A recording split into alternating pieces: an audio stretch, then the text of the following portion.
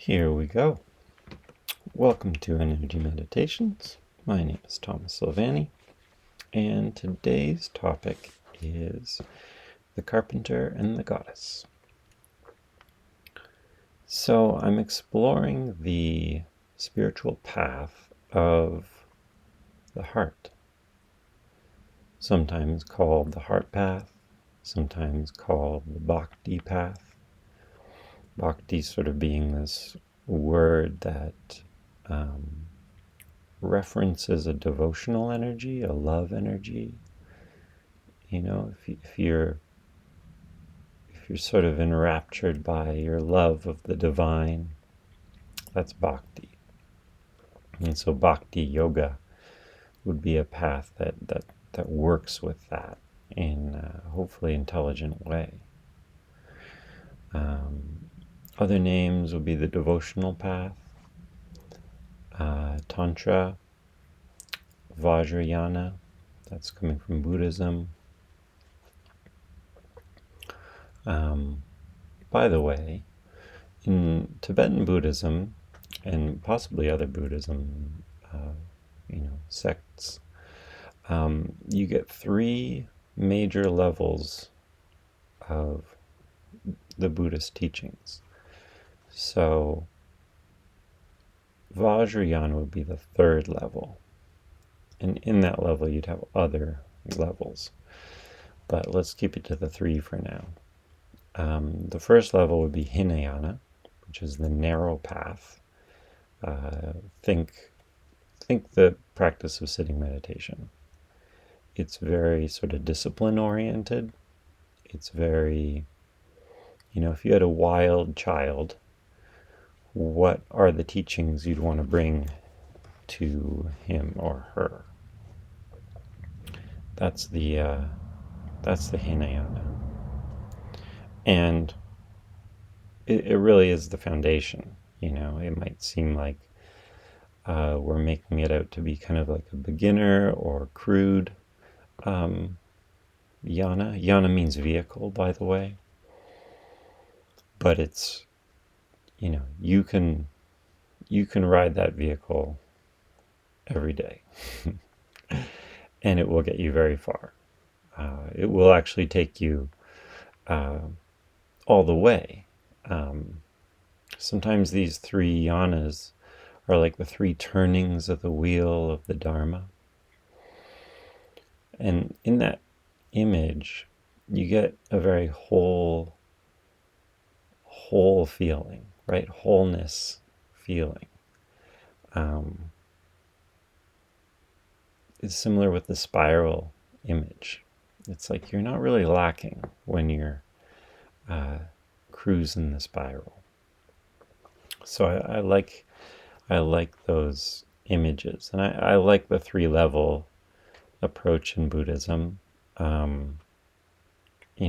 As much as concepts can be limiting, and you start to try to fit everything into those levels, I wouldn't necessarily encourage that, but it is helpful to kind of step back and see the different dimensions that spiritual practice can travel within.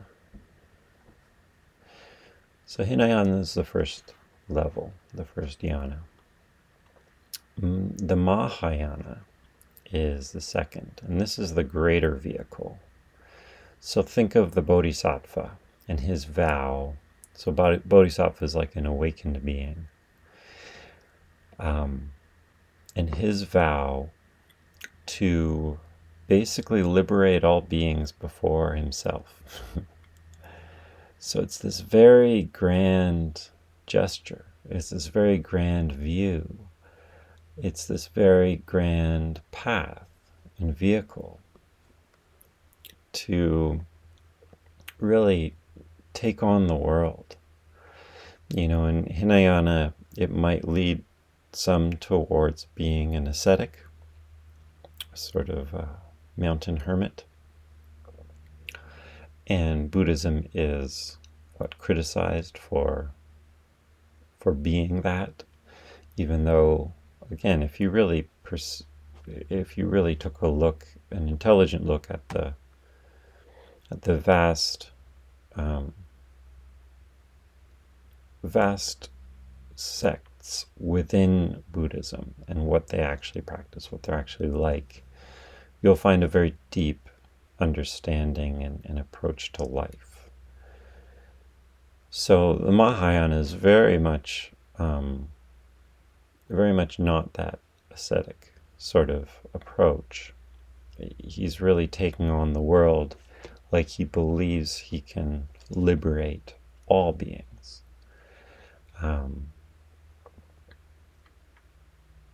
So you get a lot of more heart-based practices.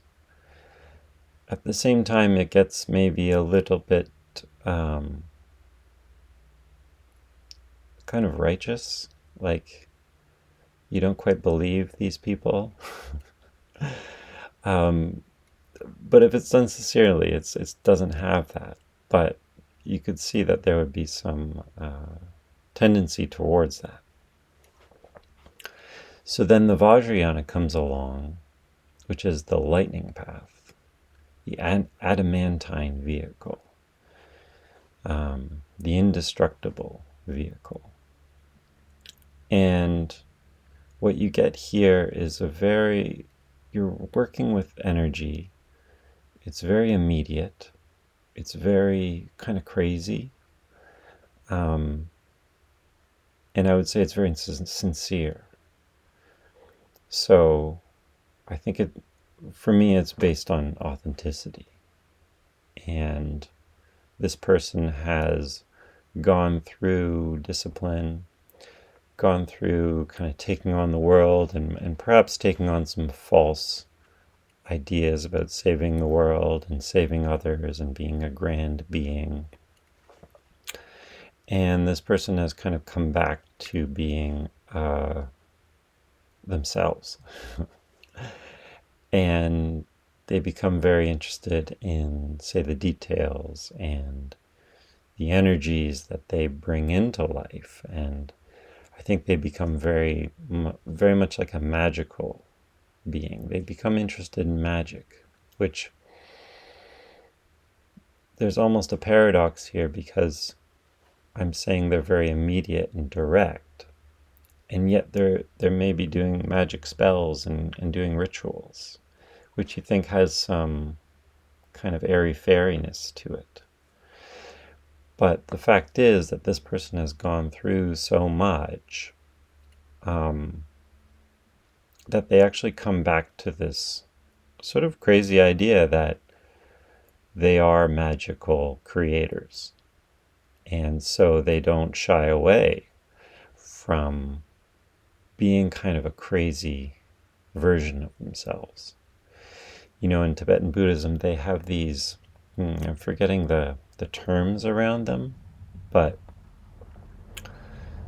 it's like, imagine each person has almost like an enlightened version of themselves. And there's certain archetypes that suit that person.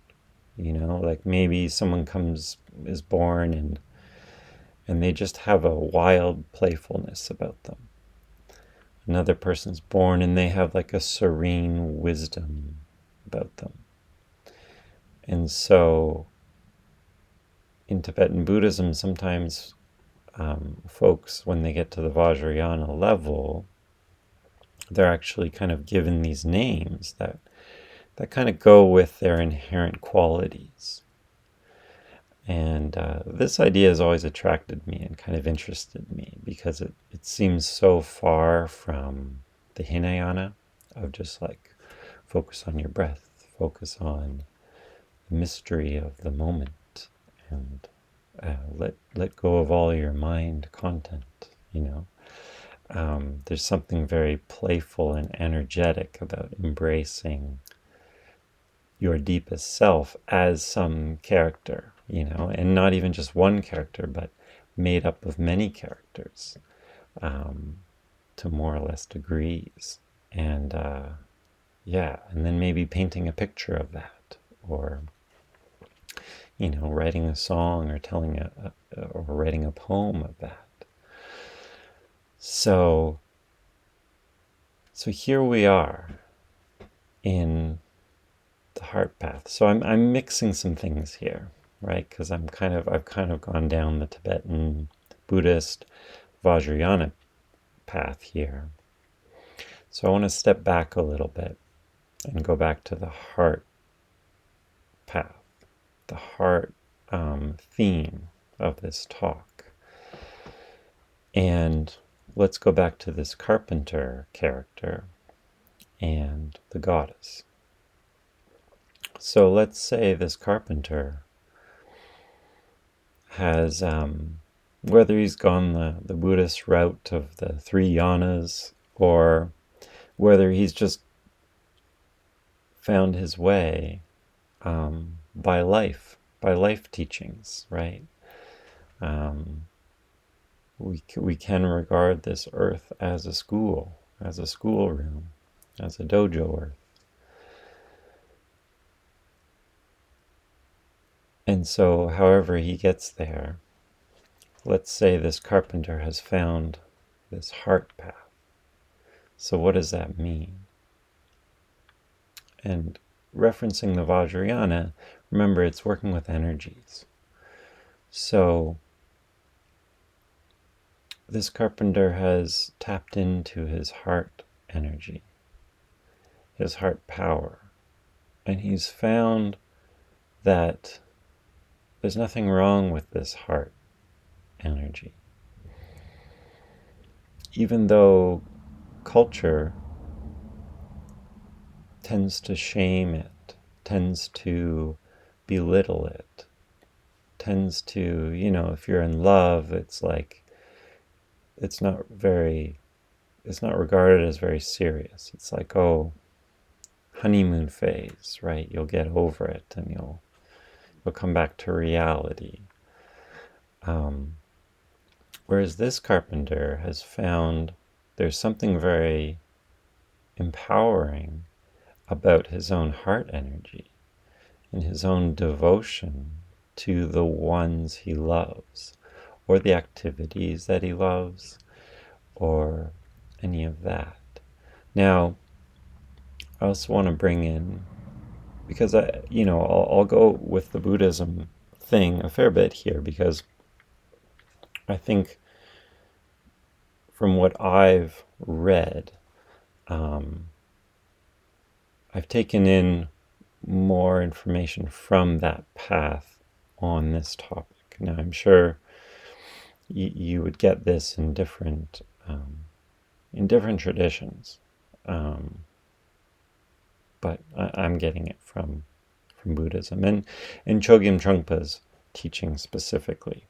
And so what I'm remembering is, whenever he talks about Tantra, which is sort of equivalent to Vajrayana in Buddhism,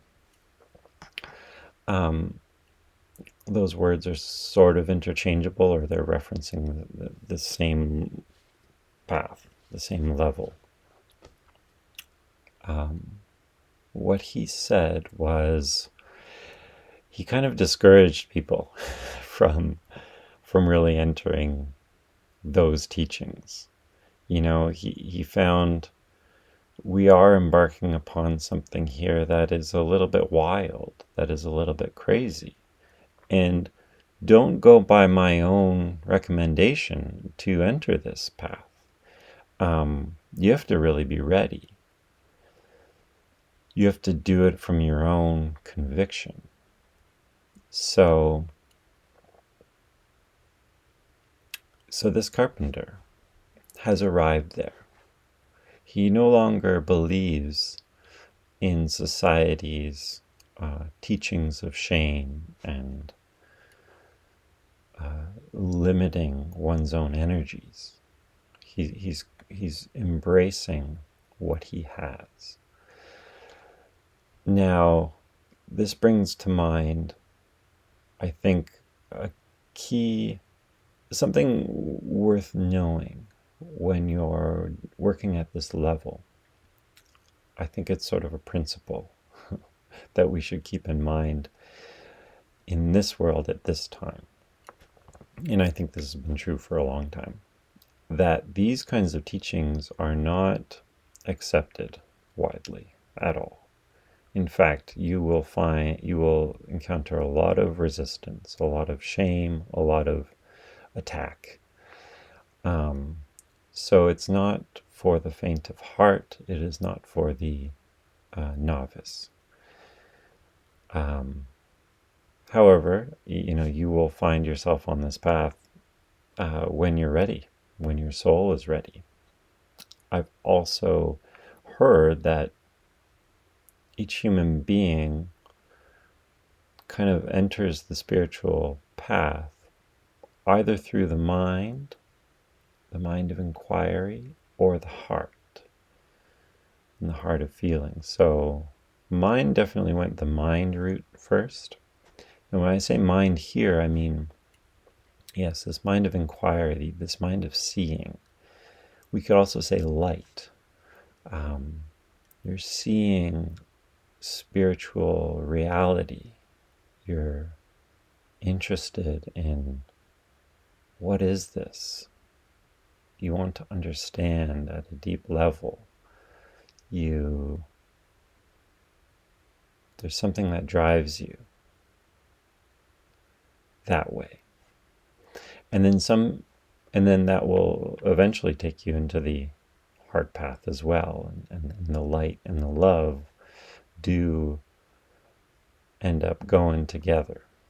Whereas some people would start with the heart. Maybe they're just incredibly in love, or maybe they're just very interested in the feeling of love and curious about that, and just so moved by that they know that there's something deeply true about that energy and worth pursuing. Okay, so let's bring it back to the carpenter. Why is he a carpenter? I mean, he could be anything. I chose the carpenter because he works with the world. He creates on the world. He's very earthly. And this heart path is very earthly. This is not...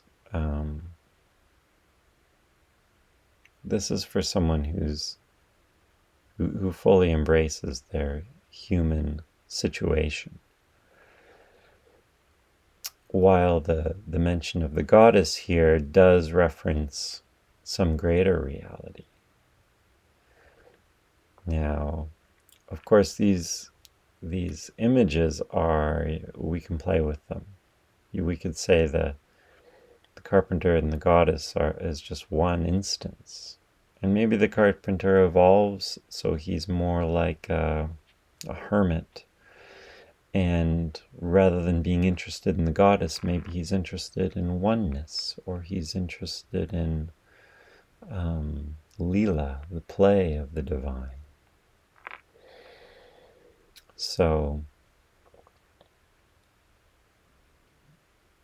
But let's go back to again the image of the carpenter. So he's one who creates in the world. He works with the earthly elements. And what motivates him? Well, his love for the goddess. Carpenter is also a very earthly person. Even though this carpenter that I'm speaking about is perhaps more like Jesus, where he's actually attuned to the spiritual path.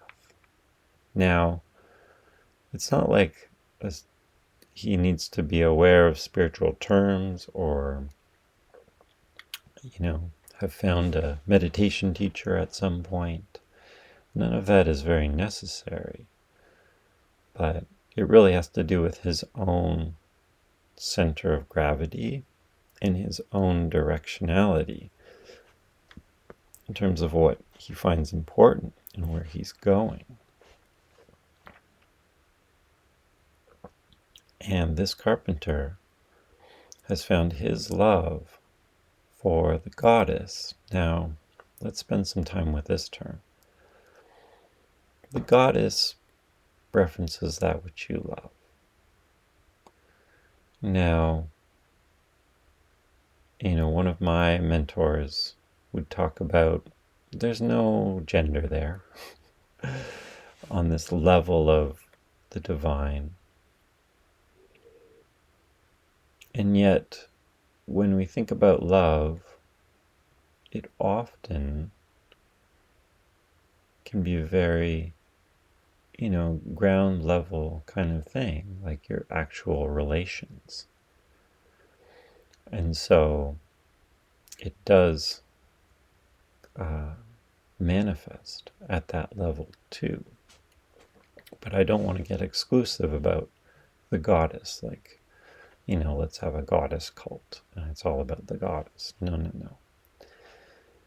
I'm just using this sort of as a creative example of one instance of how the heart path manifests in the world. So now, but again, who is the goddess? Well, the goddess, we spell generally with a capital G, and that means there's sort of a transcendental quality about this. So, with this transcendental quality, it can include the specific. It's sort of like maybe this carpenter loves his daughter and his wife.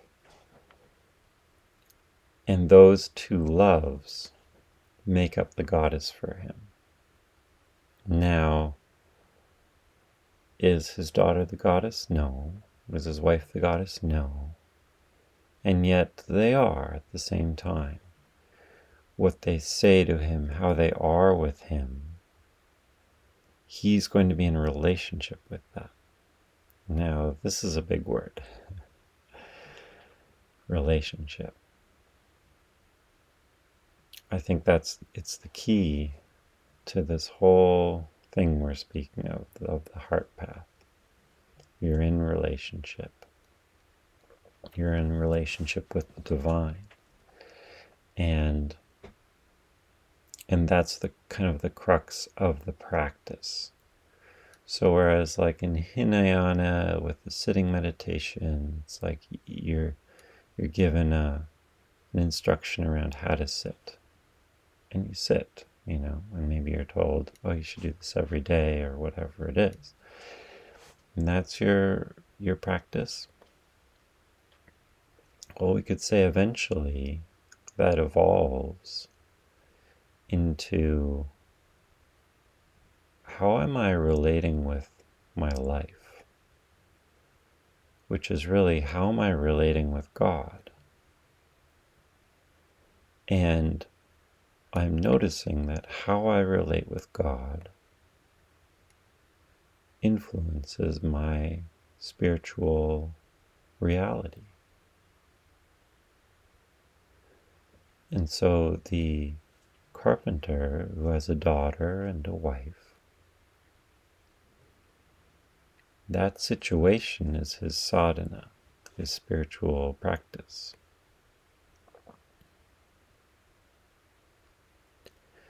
And he recognizes there's this fuel in there, which is called love. And he can meditate upon that love. So in the heart path, you would have practices working with that energy, bringing that energy into your body.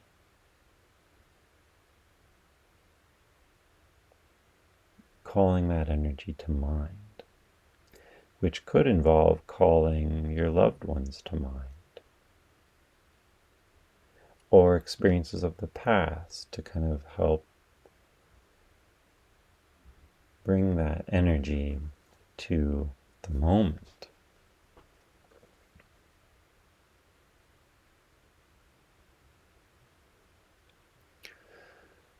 So, let's practice.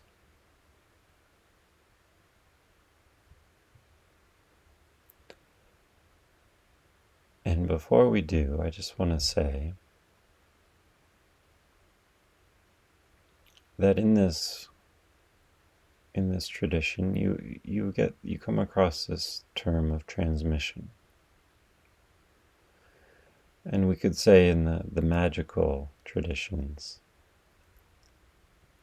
there is a belief in transmission, which we could sum up with, we're always transmitting our state. So you become like a radio station for what you live. And you're bringing that energy, you're resonating that energy, you're amplifying that energy, you're magnetizing that energy into relationship, into the earth, or upon the earth.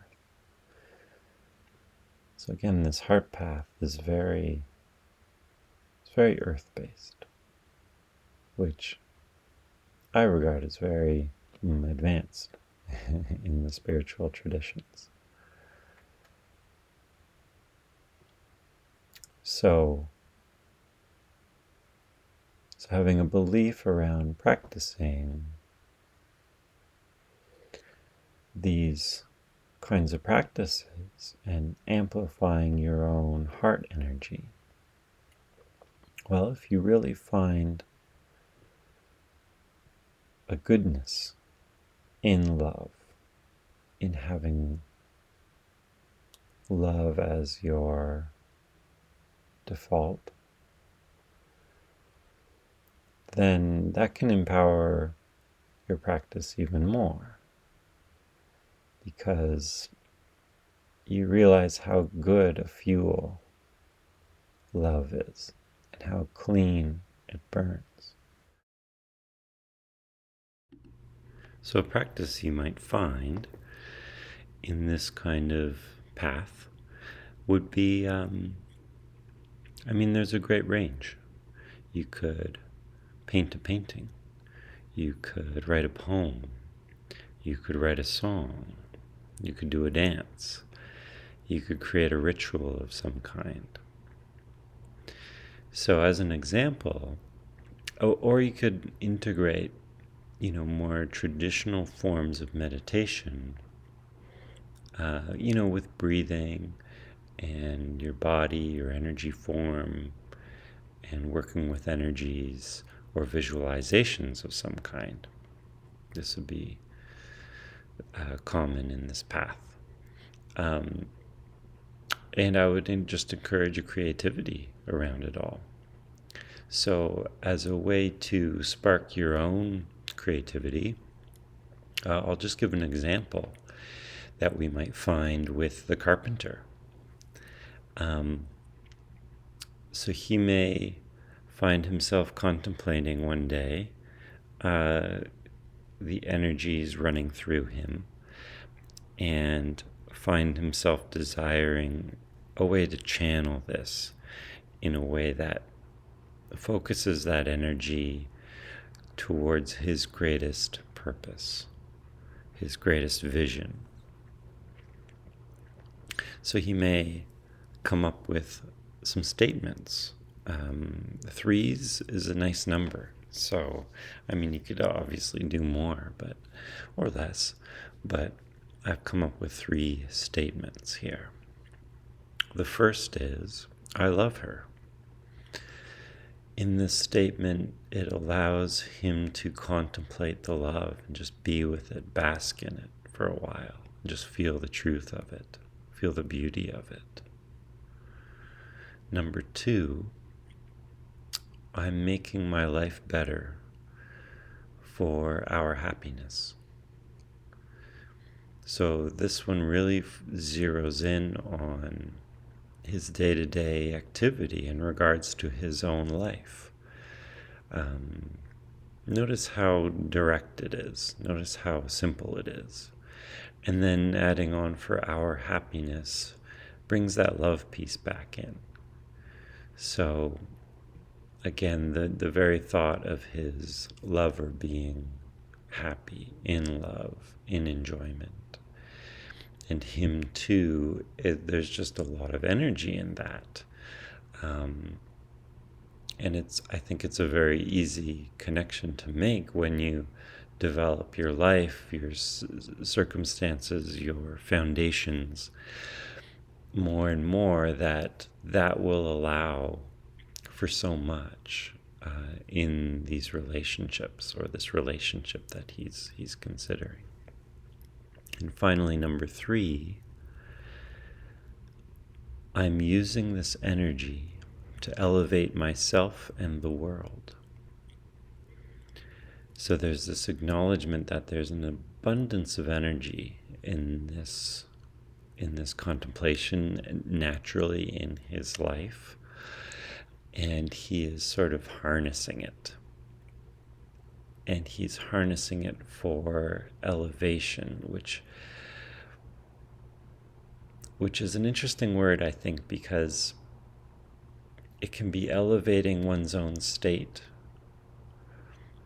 or it can be elevating the circumstances of the world, right? Looking at things that you see could use some improvement. So elevating your state, I mean, even just drawing these energies of love in and contemplating them for a while. There's just something very empowering about that. But also elevating the world. So there's a very grand energy at work here, a very grand path. So these 3 statements